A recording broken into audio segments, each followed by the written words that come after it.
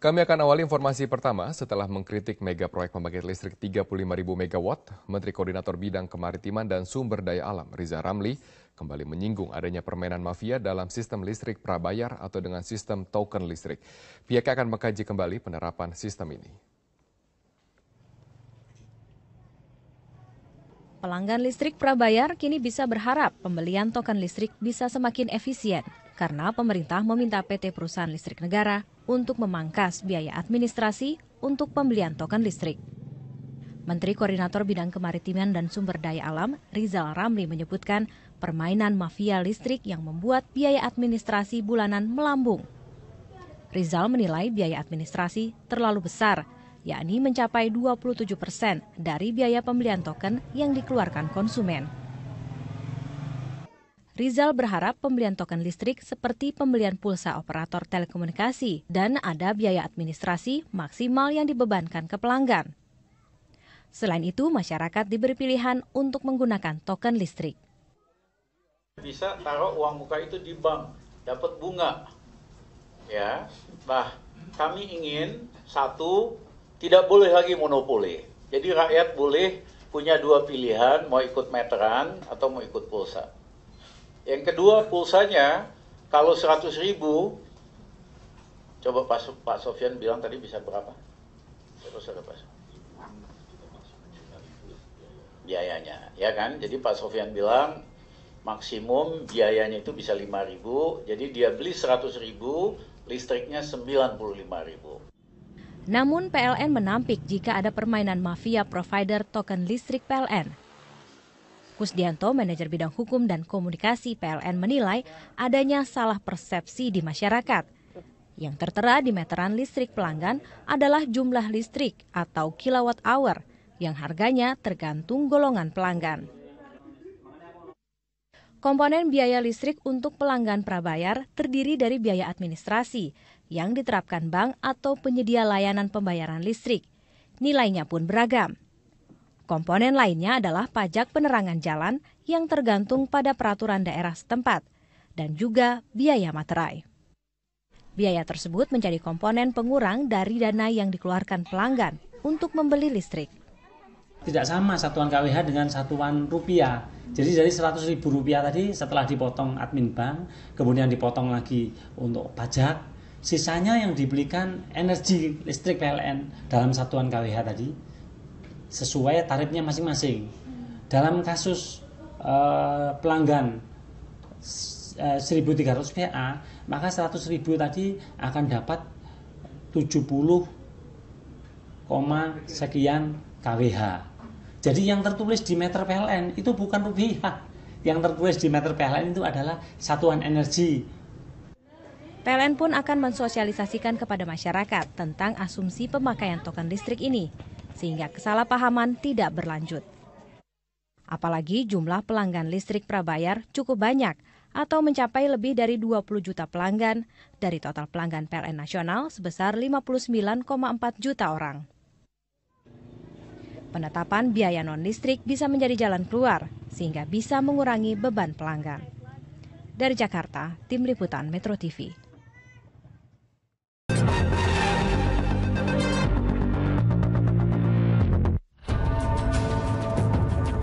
Perjalanan Dinas Wakil Rakyat ke luar negeri kembali menjadi sorotan publik. Di tengah perekonomian Indonesia yang tak stabil, sejumlah anggota DPR dianggap telah melakukan pemborosan keuangan negara. Belum lama, Ketua DPR Setia Novanto beserta 8 anggota DPR lainnya mengunjungi negara adik kuasa Amerika Serikat untuk melakukan kunjungan kerja. Sesungguhnya tak ada yang salah dengan kunjungan kerja anggota DPR ke luar negeri. Anggaran untuk kunjungan kerja atau kunker juga telah dianggarkan dari APBN sebagai salah satu anggaran operasional kerja wakil rakyat. Namun besarnya anggaran yang digunakan dalam kunjungan itu dianggap tidak rasional. Sebuah lembaga swadaya masyarakat menilai, dalam sebuah perjalanan luar negeri, anggota DPR beserta rombongan bisa menghabiskan biaya hingga 10 miliar rupiah. Untuk itu, sejumlah kalangan meminta DPR memangkas alokasi anggaran untuk kunjungan kerja ke luar negeri bagi anggota DPR. Di tahun sebelumnya, alokasi anggaran DPR mengalami kenaikan. Di tahun 2014 lalu, sejumlah anggota DPR melakukan kunjungan kerja ke London dan menghabiskan anggaran hingga 15 miliar rupiah. Lalu, mungkinkah anggaran kunjungan kerja DPR dapat dipangkas? Atau bahkan anggaran itu akan selalu naik setiap tahunnya? Kunjungan kerja anggota DPR ke luar negeri kembali menuai kritik keras dari berbagai pihak. Anggaran untuk satu kali keberangkatan pun dianggap terlalu besar dan tidak efektif. Untuk membahas hal ini sudah hadir di studio Sekjen Fitra Yeni Sucipto. Kami juga mengundang Anda untuk berpendapat atau memberikan komentar lewat SMS ke nomor 081183355551 atau melalui pesawat telepon di nomor 021 52900 308 atau 021 52900 311. Sebelum ke Yeni Sucipto, kita punya satu grafik tentang anggaran biaya perjalanan dinas anggota dewan berikut ini.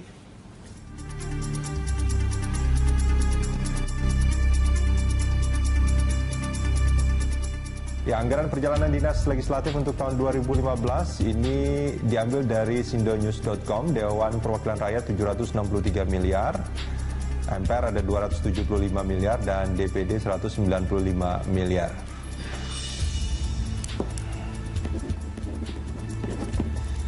Dan kalau kita lihat dari tahun ke tahun memang terdapat peningkatan.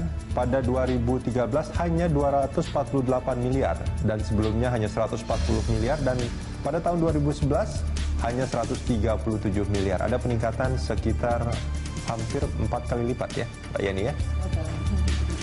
Dan bahkan pada tahun 2014 mencapai hampir 1 triliun ya.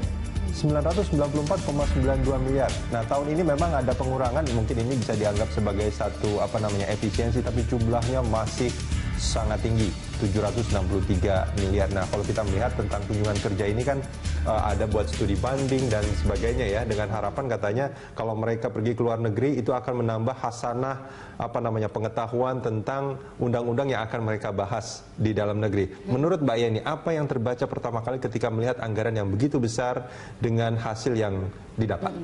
Sebenarnya sih kalau kita sudah dari tahun ke tahun ya memberikan catatan kritis mengenai kunjungan kerja. Ini ironis sebenarnya karena dengan alokasi yang begitu besar tapi tidak memberikan kontribusi kepada fungsi-fungsi yang melekat pada tubuh DPR. Ya. Fungsi yang melekat di tubuh DPR itu adalah fungsi legislasi, kemudian ada fungsi budgeting, kemudian ada fungsi pengawasan.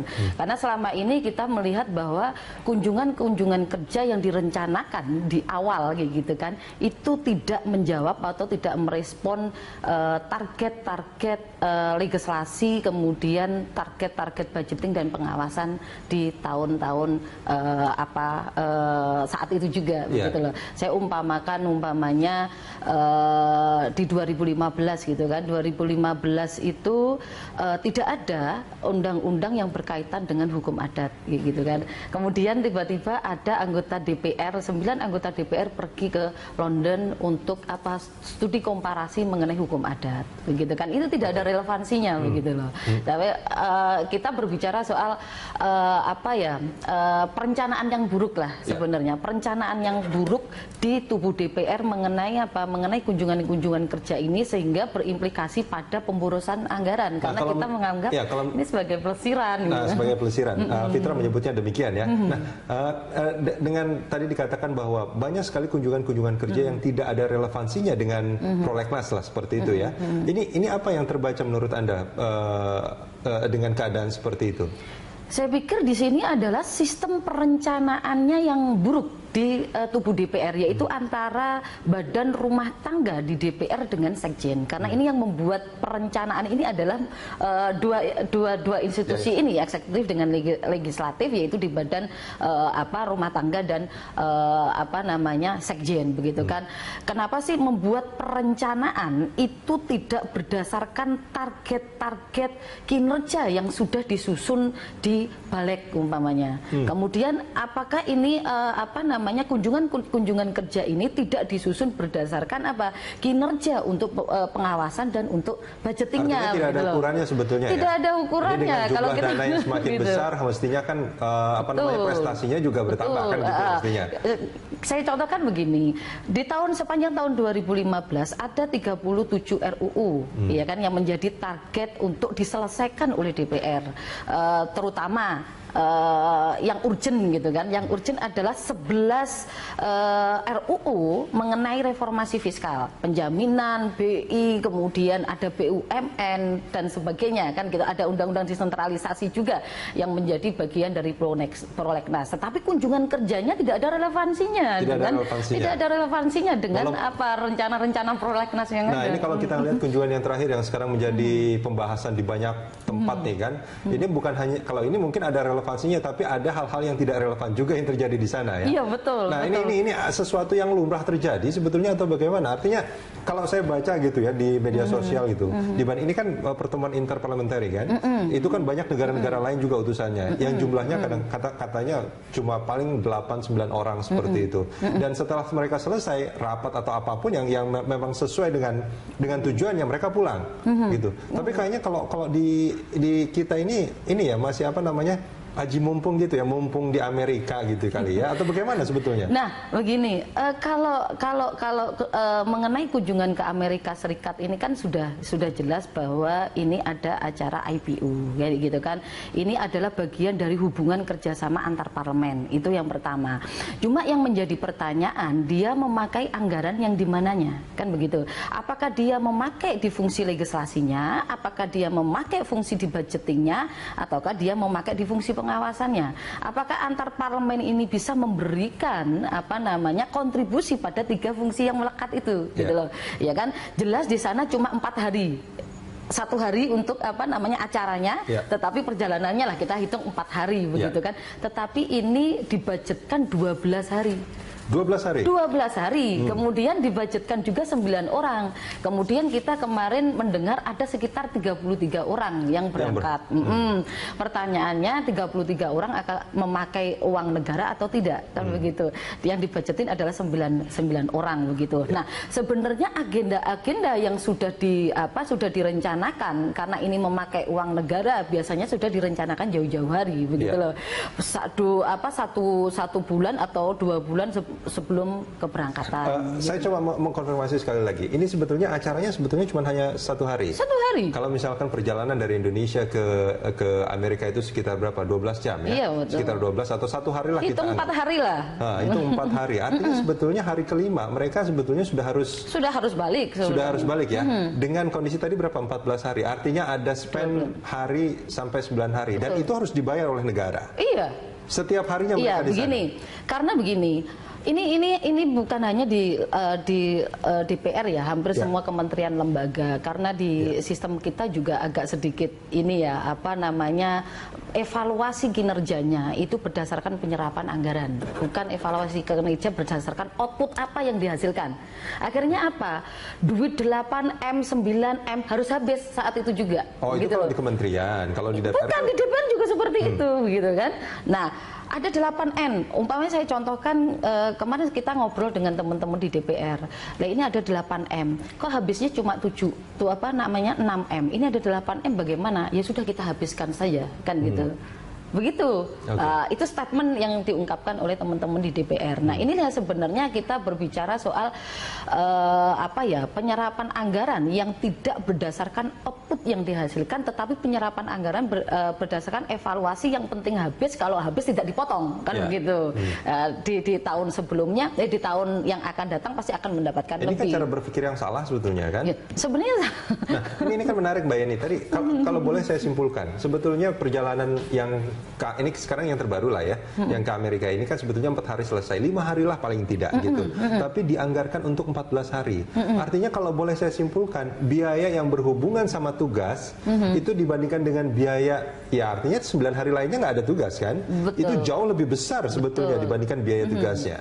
Ya kalau gitu berbicara itu sebenarnya sudah penyalahgunaan, pembiayaan anggaran untuk fasilitas pribadi bisa saja seperti itu. Kita jeda sebentar, kita akan lanjutkan ini di segmen berikut.